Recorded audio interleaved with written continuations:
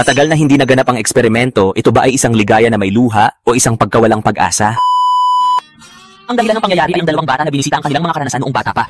Nakasuot na, pakiramdam ko may kulang kung hindi ako kikilos. Nung maliit ka, dinala kita para makakita ng bulkan sa ilalim ng dagat. Paano kung dadalhin kita sa langit ngayon? Sure! Simulan na natin ang paggawa ng parachute compartment.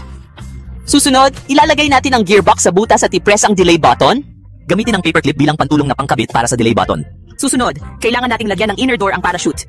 Gumamit ng rubber band para ma-secure ang parachute door, i-twist ang delay button. I-secure ito, pagkatapos ay hilahin ang rubber band para isabit ito sa binti ng delay button.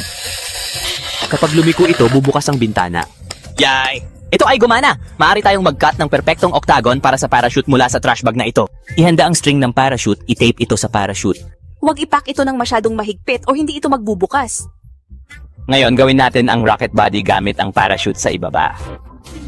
Gamitin ang zip tie para ikonekta ang tail wing sa katawan ng rocket. Ang bote ng rocket ay handa na. I-install ang launch platform at ikonekta ang strike tube. Gumamit ng isang string upang ma-secure ang pabalik na karayom. Bakit tayo nag-i-install ng paperclip dito? Dahil kapag pinalipad ang bote ng tubig, ito ay magsisilbing tagabukas ng rock glass. Huwag din masyadong punuin ang rocket. Ang rocket ay pangunahing umaangat sa tulong ng compressed air at tubig.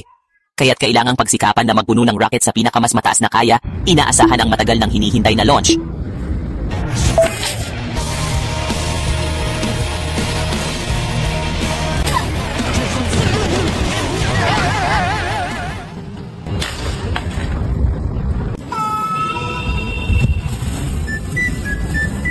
Naganap ang pagkabigo.